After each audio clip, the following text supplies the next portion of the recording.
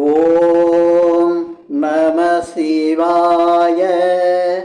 வணக்கம். நான் ஜோதிடர் மகேஷ்ஜி பேசுகிறேன். வீட்டில் எப்போதும் சுப பலன்கள் நடக்க இதை செய்யுங்கள் அப்படிங்கிற தலைப்பில் இன்றைக்கி நான் இந்த பதிவில் பேசியிருக்கேன். பொதுவாக ஒரு சில வீடுகளில் சுப பலன்கள் அதிகமாக இருக்கும். ஒரு சில வீட்டில் சுப பலன்கள் ரொம்ப கம்மியாக இருக்கும், ரொம்ப குறைச்சலாக நடக்கும். சுப காரியங்கள் அதிகம் நடக்காத வீடுகளும் இருக்குது. சில வீடுகளில் சுப காரியங்கள் அதிகமாக நடந்துகிட்டு இருக்கும். இதுக்கு ஜாதக ரீதியாக பார்த்திங்கன்னா பல விஷயங்கள் இருக்குது. ஆனால் ஜாதக ரீதியாக அந்த மாதிரி கிரக தொடர்புகள்லாம் சுப காரியங்கள் நடக்கிறதுக்கான கிரக தொடர்புகள் இல்லை அப்படின்னா, அந்த கிரக தொடர்புகள் சம்பந்தப்பட்ட விஷயங்களை ஒரு வீட்டில் செய்யும்போது நிச்சயமாக அங்கே சுப காரியங்கள் அதிகம் நடக்கும், சுப விஷயங்களாக நடக்கும். அப்படி எந்த மாதிரி விஷயங்களெல்லாம் நம்ம செஞ்சால் ஒரு வீட்டில் சுப காரியங்கள் அதிகம் நடக்கும் அப்படிங்கிறத இந்த பதிவில் நான் சொல்லியிருக்கேன். இப்போ ஒரு சுப காரியங்கள் அப்படின்னா, ஒரு வீட்டில் பார்த்திங்கன்னா ஒரு தெய்வ காரியங்கள், அது திருமண காரியங்கள், அது மாதிரி மனசுக்கு பிடித்தமான காரியங்கள் நடக்கிறதெல்லாம் சுப காரியங்கள்னு நம்ம எடுத்துக்கிறோம். அதுலேயும் இந்த திருமண விஷயங்களை எடுத்துக்கும்போது அது மிகப்பெரிய ஒரு சுப காரியமாக ஒவ்வொரு வீட்லேயும் நடக்குது. இப்போ வீடுகளில் திருமணம் நடக்குதா அப்படிங்கிற மாதிரி கேள்வியெல்லாம் வேணாம். ஒரு வீட்டில் கல்யாணம் அது எங்கே நடந்தாலும் அந்த வீட்டுக்குள்ளே ஒரு திருமணம்னு சொல்லுவோம். அந்த வீட்டில் எந்த நல்ல விஷயம் நடந்தாலும் எங்கே நடந்தாலும் அந்த வீட்டுக்கு நடக்குது அப்படிங்கிற மாதிரி தான் நம்ம எடுத்துக்கணும். அப்போ இந்த திருமண விஷயங்களில் பார்த்திங்கன்னா உங்களுக்கு இப்போ ஒருத்தருக்கு திருமணம் நடக்கணும்னா என்ன கேட்பாங்க அப்படின்னா, குருபலம் வந்துருச்சான்னு கேட்பாங்க. குருபலம் வந்துருச்சுன்னா அவருக்கு திருமணம் நடக்கும் அப்படிங்கிறத எடுத்துக்கிறாங்க. இது நம்ம ஜோதிட ரீதியாக எல்லாருக்குமே இந்த வார்த்தை தெரியும். ஆனால் அந்த வார்த்தைக்கு எப்படி அது குருபலன்னு கேட்குறாங்க அப்படின்னா, சந்திரனை ஒரு ஜாதகத்தில் சந்திரனை மூலமாக வச்சு சந்திரனுக்கு குறிப்பிட்ட இடங்களில் சுப காரியங்களை செய்கிறதுக்கு குரு பலமாக இருந்தார்னா அதுக்கு நம்ம குருபலம் வந்துருச்சுன்னு சொல்கிறோம். குரு அவ்வளவு குருக்கு அவ்வளவு சக்தி இருக்குது. குரு சுப காரியங்களை நிகழ்த்தக்கூடியவர். அதனால தான் ஒரு ஜாதகத்தை பார்த்தோம்னா அந்த ஜாதகத்தில் குரு சந்திர யோகம் அப்படிங்கிறது இருந்ததுன்னா அந்த ஜாதகர் சுய முயற்சினால் மற்ற கிரகங்கள்லாம் பாதிச்சிருந்தாலும் அந்த ஜாதகத்தில் எந்த நல்ல விஷயங்களும் குறிப்பிடும்படியாக சொல்கிற மாதிரி இல்லைன்னாலும் குரு சந்திர யோகம் இருக்கிறவங்க நிச்சயமாக அவங்க வாழ்க்கையில் நல்லா இருப்பாங்க, நல்லா வந்துடுவாங்க அப்படின்னு எடுத்துக்கணும். அந்த அளவுக்கு குருச்சந்திர யோகத்தை சொல்லுவாங்க. குருச்சந்திர யோகத்தை சில குறைபாடுகளை சொல்லி பேசுகிறவங்களும் இருக்காங்க. அது தனி இது. ஆனால் குருச்சந்திர யோகங்கிறது நல்ல காரியங்களை சுப காரியங்களை செய்யும். இதுக்கு உதாரணமாக ஒரு விஷயத்தை நம்ம பார்க்கணுன்னா, இப்போ திருமணம் நடக்குதுன்னா திருமணத்தில் அட்சதை போடுவாங்க. அந்த அட்சதை எதுக்குன்னா, திருமணத்தில் அந்த கணவனுக்கு அந்த பெண்ணுக்கோ அல்லது பிள்ளைக்கோ மாப்பிள்ளைக்கோ ஏதாவது தோஷங்கள் இருந்தால் அந்த தோஷங்கள் போயிடணும் அப்படிங்கிறதுக்காக தான் அந்த அட்சதை போடுவாங்க. அந்த அட்சதையில் என்ன இருக்குது? ஏன் அட்சதைன்னா, இப்போ அரிசி மஞ்சளில் கலந்த அரிசி தான் அட்சதையாக போடுவாங்க. அப்போ அதில் என்ன இருக்குது அப்படின்னா, அதுதான் குரு சந்திரனு இருக்கிறது. அது எப்படி அப்படின்னா, அரிசிங்கிறது சந்திரன், குருங்கிறது மஞ்சள். அந்த குருங்கிற மஞ்சளையும் அரிசிங்கிற சந்திரனையும் கலந்து தான், ரெண்டையும் கலந்துட்டால் தோஷத்தை போக்கக்கூடிய தன்மை வந்துடும் அப்படிங்கிறது பாரம்பரியமாக நம்மளுக்கு ஐதீகமாக இருக்குது. அது நிஜம் கூட, உண்மையும் கூட. அது குருவும் சந்திரனும் கலந்துட்டால் தோஷத்தை போக்கக்கூடியது, அவங்க வாழ்க்கை சிறப்பாக இருக்கும் அப்படிங்கிறதுனால தான் திருமணம் செய்யும்போது அந்த அட்சதையை வந்து எல்லோரும் தூவுறாங்க, அட்சதையை வந்து போடுறாங்க. இது வந்து குருச்சந்திர யோகத்தை தான் சொல்லக்கூடியது. அந்த அளவுக்கு வந்து குருச்சந்திர யோகங்கிறது ஒரு சிறப்பான யோகம். இப்போ இந்த குருச்சந்திர யோகம் ஜாதகத்தில் இருந்தாலே அந்த ஜாதகர் வந்து நல்லா முன்னேறி வந்துடுவார், அவருக்கு நல்ல வாய்ப்பெல்லாம் கிடைக்கும் அப்படிங்கிறத நம்ம சொல்கிறோம்ல. அதை வந்து அதை எப்படி சொல்கிறாங்க, குருச்சந்திர யோகம். அதே போல் வந்து கஜகேசரி யோகம், கஜகேசரி யோகங்கிறதையும் அதை வச்சு தான் சொல்கிறாங்க. அந்த யோகம் வந்து இப்போ எல்லார் ஜாதகத்துலேயும் இருக்கா அப்படிங்கிறது தெரியாது. அப்போ வந்து ஒருத்தருக்கு இருக்கும், ஒருத்தருக்கு இல்லாமல் இருக்கும்.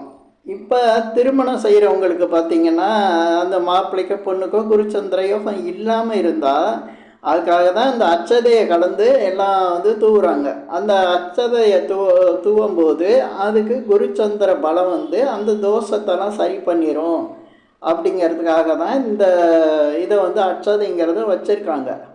இப்போ ஒவ்வொரு ஜாதகருக்கும் வந்து இந்த குருச்சந்திர யோக ஜாதகத்தில் இல்லாட்டியும் அந்த யோகத்தை வந்து வர வச்சுக்கலாம். அது எப்படிங்கிற ஒரு சின்ன டெக்னிக்கை நான் வந்து இந்த பதிவில் சொல்லியிருக்கேன். இப்போ வந்து ஒவ்வொரு வீட்லேயும் சுபகாரியங்கள் நடக்கணும், எப்போவுமே நல்ல காரியங்கள். நம்ம சுபகாரியம்னா திருமணம் மட்டும் எடுத்துக்கிறது இல்லை, ஒரு வீடு வாங்கிறது, கார் வாங்கிறது, ட்ரெஸ் வாங்கிறது, குழந்தை பிறக்கிறது, நல்ல விஷயங்கள் எல்லாம் நடக்கணும். வீட்டில் நல்ல விஷயங்களாக நடந்துகிட்டு இருக்கணும்னா அதுக்கு குருச்சந்திர யோகம் வந்து ரொம்ப உதவியாக இருக்கும். ஒரு வீடுனா அப்போ குருச்சந்திர யோகம் அங்கே வந்து ஆக்டிவேஷன் ஆக ஆரம்பிச்சிருச்சுன்னா, அந்த வீட்டுக்குள்ளே குருச்சந்திர யோகம் வந்துருச்சுன்னா நிச்சயமாக அந்த வீட்டில் சுப காரியங்கள் நடக்க ஆரம்பிச்சிடும். இப்போ ஒரு வீட்டில் எப்படி நம்ம குருச்சந்திர யோகத்தை உண்டாக்குறது அப்படின்னா, இப்போ எல்லா வீட்லேயுமே வந்து அரிசிங்கிறத வாங்குவோம். அரிசிங்கிறத கம்பல்சரி எல்லார் வீட்லேயும் வாங்குகிறாங்க. அந்த அரிசியை எப்போ வாங்கணும் அப்படின்னா, நீங்கள் வியாழக்கிழமை அன்னைக்கு போய் அரிசி வாங்கணும். வியாழக்கிழமை, ஒவ்வொரு வாரமும் வியாழக்கிழமைன்னு ஒன்று வருது. அந்த வியாழக்கிழமை அன்னைக்கு உங்கள் வீட்டுக்கு தேவையான அரிசியை நீங்கள் வாங்கலாம். வாரம் வாரம் வாங்கணும்னு கிடையாது. அரிசிங்கிறது எப்போ வாங்கினாலும் அது வியாழக்கிழமையாக பார்த்து வாங்குங்க. இப்போ என்ன ஆகும், அரிசிங்கிறது சந்திரன், வியாழன்கிறது குரு. அப்போ அந்த வீட்டில் வந்து குருச்சந்திர யோகம் உண்டாயிரும். அந்த வீட்டில் எப்போவுமே சுப காரியங்கள் அதிகமாக நடக்க ஆரம்பிச்சிடும். இது ஒன்று. இதே போல் சந்திரன் சம்பந்தப்பட்ட விஷயங்கள், இப்போ சந்திரன் காரகத்துவத்தில் எத்தனையோ இருக்குது. இப்போ ட்ராவல் அப்படின்னு எடுத்துக்கிட்டால் நம்ம வெளியூர் இதெல்லாம் போகணுன்னா வியாழக்கிழமைக்கு போகிறது வந்து ஒரு குருச்சந்திர யோகமாக மாறிடும். இதே போல் வீட்டில் ட்ரெஸ் எடுக்கிறதுனா, ட்ரெஸ்ஸுங்கிறது சந்திரன், அது வியாழக்கிழமை போய் எடுத்தால் அது குருச்சந்திர யோகமாக மாறிடும்.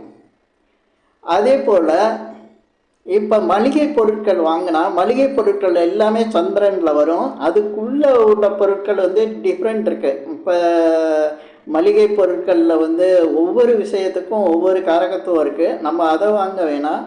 பொதுவாக மளிகை கடைங்கிறது சந்திரனை குறிக்கும். மளிகை கடைக்கு நம்ம போகணும், மளிகை கடையில் மொத்தமாக வீட்டுக்கு ஜாமான் வாங்குற அந்த மாதிரி குடும்பங்களாக இருந்தால் அது ஒரு வியாழக்கிழமையாக நீங்கள் தேர்ந்தெடுத்து வாங்கும்போது அங்கேயும் குருச்சந்திர யோகம் உண்டாயிரும். அதே போல் பார்த்திங்கன்னா இப்போ வந்து குருச்சந்திர யோகத்துக்கு வந்து இன்னும் கூட நம்ம சொல்லலாம். இப்போ தண்ணி கேன்லாம் எல்லா வீட்லேயும் வாங்குகிறாங்க. தண்ணி கேன் வாங்குறது வந்து எல்லா வீட்லேயும் கம்பல்சரியாக இருக்குது. அந்த தண்ணி கேன் வாங்குறத கூட ஒரு வியாழக்கிழமைக்கு வாங்கினீங்கன்னா, ஏன்னா தண்ணிங்கிறது சந்திரன், இந்த வியாழக்கிழமைங்கிறது குரு, ரெண்டையும் இணைச்சா குருச்சந்திர யோகம் அந்த வீட்டில் உண்டாயிரும். அப்போ சுப காரியங்களாக நடக்க ஆரம்பிக்கும் அந்த வீட்டில். இப்படி சரி, இது திங்கக்கிழமையில் சந்திரனோட நாளில் பண்ணணும் அப்படின்னா, சந்திரன் அப்படிங்கிறது நான் என்னன்னு சொல்லியிருக்கேன்னா, இந்த பால் கூட எடுத்துக்கலாம். பாலுங்கிறது சந்திரன். அப்போ திங்கக்கிழமை அன்னைக்கு நீங்கள் கோயிலில் கொண்டு போய் பால் வாங்கி கொடுத்தீங்கன்னா, டெய்லி வாங்கி கொடுக்குறவங்கலாம் இருக்காங்க, நான் அதெல்லாம் சொல்லல. குறிப்பிட்ட இந்த திங்கட்கிழமை அன்னைக்கு நீங்கள் கோயிலுக்கு பால் வாங்கி கொடுக்கும்போது குருச்சந்திர யோகம் உண்டாயிரும். எப்படின்னா, இப்போ சந்திரனுங்கிறது பால், குருங்கிறது கோயிலில் சொல்கிறோம். ஏன்னா காலபுருஷனுக்கு 9ஆம் இடம் தனுசு, அந்த அதிபதி குரு தான். அப்போ குருவும் சந்திரனும் இணைஞ்சிருவாங்க, அது குருச்சந்திர யோகமாக உண்டாயிரும்.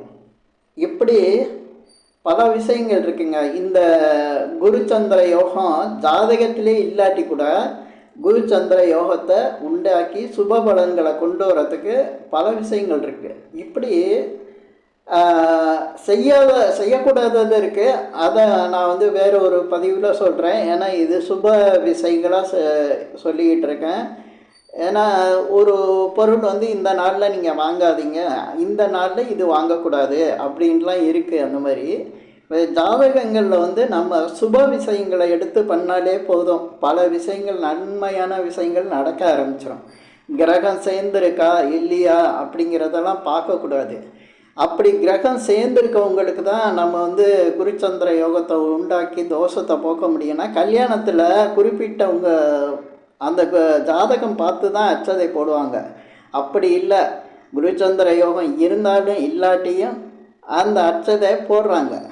ஏன்னா அங்கே குருச்சந்திர யோகம் உண்டாக்கிட்டால் சுப பலன்கள், அதாவது தோஷத்தை சரி பண்ணிடும் அப்படிங்கிற அந்த கான்செப்டு இருக்குது. அதனால தான் எல்லோரும் அந்த அச்சதையை போடுறாங்க. அதுபோல் எப்போதும் வீட்டுக்குள்ளே இந்த மாதிரி சில விஷயங்கள் செய்யும்போது வீட்டில் சுப பலன்கள் ரொம்ப அதிகரிக்கும். பல விஷயங்கள் சரியாகிக்கிட்டே வரும். அங்கே எங்கள் வீட்டில் வாஸ்து சரியில்லை, அது சரியில்லை, இது சரியில்லை அப்படின்னு சொல்கிறத விட, நீங்கள் இந்த மாதிரி பாசிட்டிவான விஷயங்களை வீடுங்களில் செய்யும்போது பல மாற்றங்களை கொடுக்க ஆரம்பிக்கும். உங்களுக்கு நெகட்டிவாக இருக்கிற விஷயங்களை எப்படி விளக்குறதுங்கிறதுக்கான ஒரு தெளிவு கூட உங்களுக்கு கிடைக்கும். பல நல்ல விஷயங்கள் நடக்க ஆரம்பிச்சிடும். ஏன்னா இது நான் சொல்லி கொடுத்ததெல்லாம், இப்போ இந்த பதிவில் சொல்லி கொடுத்ததெல்லாம் ரொம்ப வலிமையான விஷயங்கள். குருச்சந்திர யோகத்தை இல்லை இதுவரையும் எனக்கு ஜாதகத்தில் இல்லைன்னு சொல்கிறவங்க கூட அதை எப்படி கொண்டு வரணுங்கிறதுக்கான வழியை இந்த பதிவில் நான் சொல்லி கொடுத்துருக்கேன்.